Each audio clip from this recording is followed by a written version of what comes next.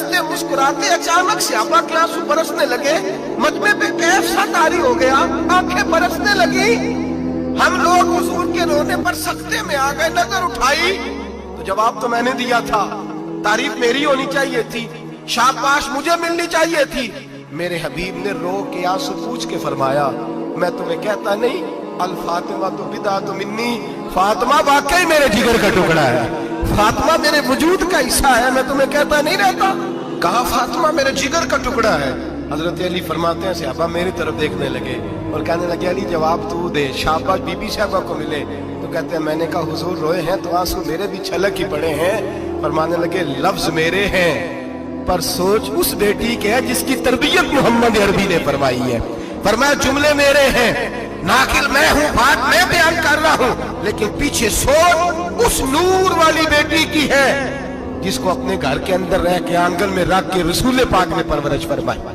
हजरत फातिमा फरमाती हैं हजरत अली मेरे पास दौड़े आए और कहने लगे फातिमा चल मस्जिद, पता नहीं हुजूर को क्या हो गया। हुजूर रो रो के बेहाल हो गए और हुजूर उजरे में रो रहे और हिचकियों की आवाज मस्जिद में आ रही है। चल जरा चल के हुजूर की बात देख क्या हुआ है, हमारी को ताकत नहीं अंदर जाने की। सैयदा तैयबा ताहिरा हजरत फातिमा झट से पर्दा ओढ़ा, हाजिर खिदमत हुई, अंदर गई। कहती हुजूर के कंधे पे हाथ रखा तो महबूब बेटी के हाथ की ठंडक महसूस की, सर सजदे से उठाया। फरमाया फातिमा आ गई हो? हुजूर आई। फरमाया चल बेटी तू भी हाथ उठा और मेरी उम्मत की बेटियों के लिए दुआ मांग। चल तू भी हाथ उठा, मेरी उम्मत की बहनों माओं के लिए दुआ मांग। महबूबा क्या हुआ? मेरे हबीब ने फरमाया रात मुझे दिखाया गया है, दोज़ख में कुछ बीबियां हैं, उनके बाल फरिश्तों ने बांधे हुए हैं और उन्हें कुर्ज मार रहे हैं। वो चीखती चिल्लाती हैं और मदद के लिए पुकारती हैं, बड़ी तकलीफ में हैं। बीबी साहब अर्ज करते हैं या रसूल अल्लाह उनकी गलती क्या है? तो मेरे नबी ने फरमाया वो बारीक दुपट्टा ओढ़ती थी, वो बारीक दुपट्टा ओढ़ती थी, उनके बाल चमकते थे, गैर महरमों की नजर पड़ती थी, उन्हें दोज़ख में सजा मिलेगी, वो चिल्लाएंगी चीखेंगी, उनकी मदद को कोई नहीं पहुंचेगा।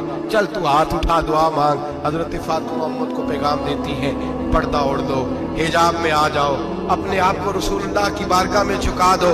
मेरे भाई आज दिन ब दिन जैसे जैसे लोग कहते हैं डिग्रियां बढ़ गई, लेकिन उसके साथ साथ बीबियों का हिजाब उतर गया, सड़कें भी भर गईं। मेरे भाई हर महकमे में औरतें बैठ गईं, हर जगह बीबियां आ गईं, बैंक में औरतें आ गईं, प्लाजो में औरतें आ गईं, दफातर में औरतें आ गईं, जगह जगह गुनाह के अड्डे कायम हो गए। हबीब करीम सैयद आलम नूर मुजस्सम शफी मुअज़्ज़म सल्लल्लाहु तआला अलैहि वसल्लम ने फरमाया जब बीबी घर से निकलती है शैतान उसे ताड़ता है, वसवसा अंदोजी करता है, औरत नाजुक होती है, अकल की आदी होती है, उसको लोग वसवसे में डाल लेते हैं।